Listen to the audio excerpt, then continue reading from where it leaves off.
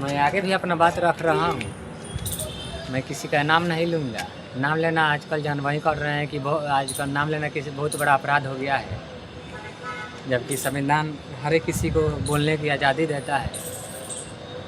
चाहे धर्म से संबंधित बात हो, चाहे किसी घटना के बारे में भी बात हो, चाहे किसी और भी समस्या के बारे में बात हो, सब किसी के बारे में बोलने की स्वतंत्रता संविधान हमारा संविधान देता है।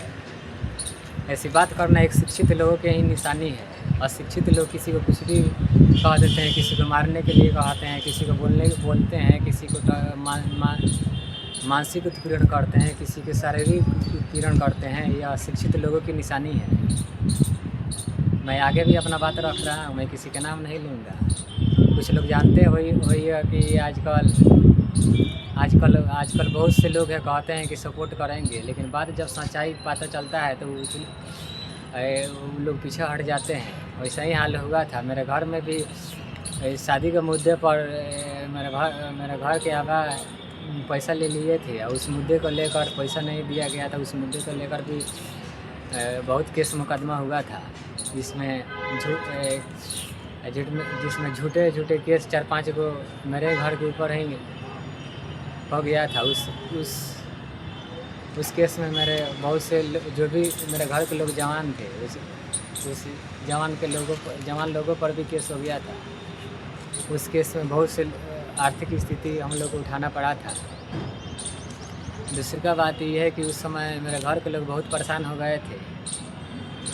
परेशान हो गए थे तो मेरे घर के लोग परेशान हो गए थे। कोई चारा नहीं चल रहा था। मैं पहले भी आप लोग को बता चुका हूँ कि पहले भी आप लोगों को मैं बता चुका हूँ कि पहले भी मेरे साथ एक ऐसा घटना हुआ था, तो मैं आगे भी आवेदन दिया था, लेकिन कुछ हुआ नहीं था। उसी तरह मेरे घर के लोग भी आगे आवेदन दिए थे, कुछ नहीं हुआ था। तो मेरे घर के लोग कुछ नहीं हो रहा था, लगातार घर की स्थिति खराब होती जा रही थी।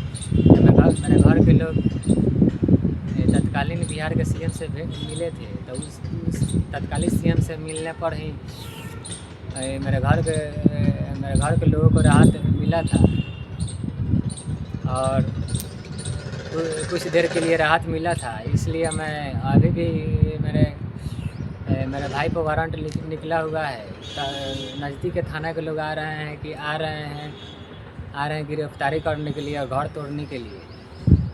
और घर में अगर सच्चाई देखा जाए, सत्य देखा जाए, तो घर में 4 भाई है तो एक को न तोड़ा जाएगा, पूरा घर को थोड़े तोड़ा जाएगा। रह गई गिरफ्तारी के बाद तो भाई दूसरा जगह है। गिरफ्तार करना है तो मेरे पास कॉल करो, मैं खुद आकर जेल जाने के लिए तैयार हूँ। इसलिए आज अमीरी गरीबी को देखा जा रहा है। मैं इस मुद्दे पर भी मैं जाऊँगा अपने गांव, तो मैं तत्कालीन सीएम से मैं इस मुद्दे को उठाऊँगा, देखता हूँ मैं क्या होता है। और देखता हूँ क्या होता है। दूसरी का बात यह है कि आजकल कहीं पर भी अमीरी गरीबी को देखा जा रहा है, और इसलिए मैं शिकायत करते मैं बहुत परेशान हो गया था। इसलिए मैं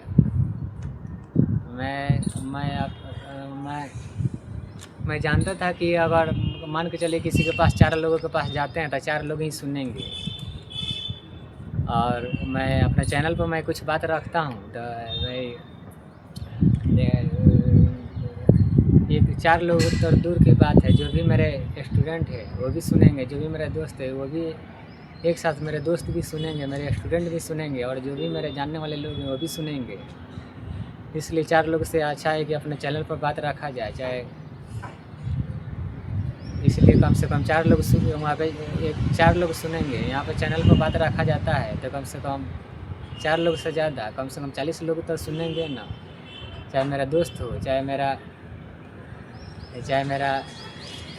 चाहने वाले हों, चाहे मेरा जानने वाले हों, चाहे मेरा स्टूडेंट हो, इसी को लेकर मैं अपना चैनल पर बात रख रहा हूँ। बहुत से लोग पीड़ित